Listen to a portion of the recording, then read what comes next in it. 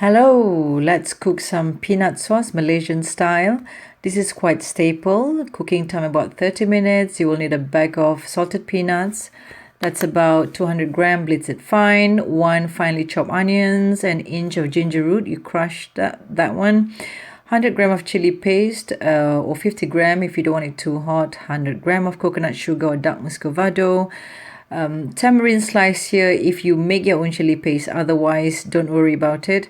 You can omit that in the recipe. 50 gram of coconut milk. I use Dunn's River from Tesco. It's pure coconut milk without any preservative or anything, but you need to dilute it with about 100 ml of water.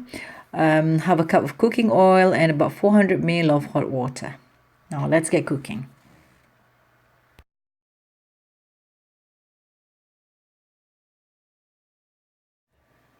Okay, once you start heating up your oil, ideally you use coconut oil, of course it's healthier. Then once the oil is hot, just add your chopped onions and your crushed ginger. Stir fry for about 5 to 7 minutes until you can smell the aroma before it turns too brown. You don't want to burn the onions, perhaps around low to medium flame.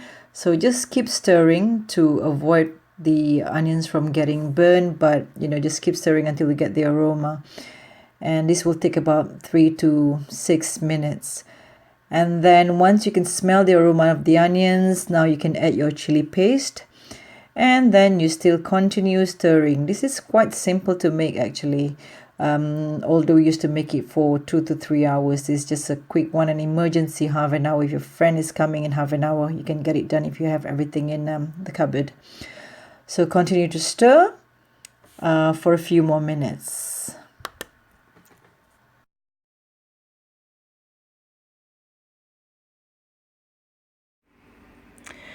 You can actually continue to stir intermittently until the chili turns into a darker color, but also to avoid the chili and the onions to get burned.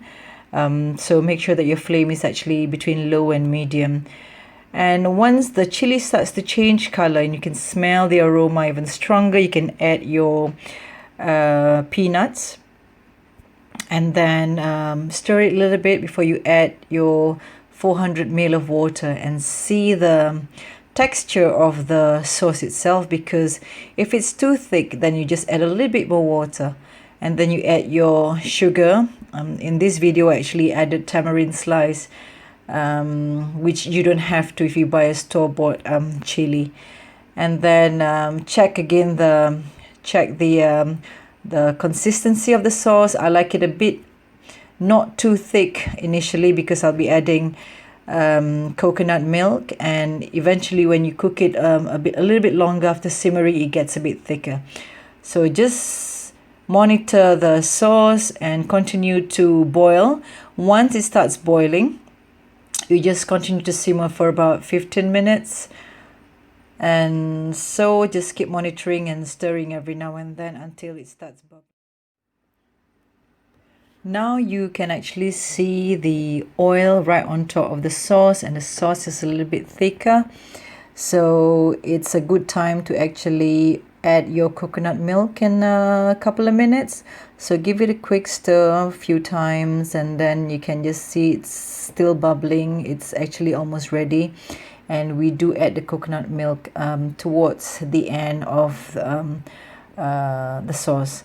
So you add, I actually only use just half a portion of the coconut milk because the sauce is already quite thick.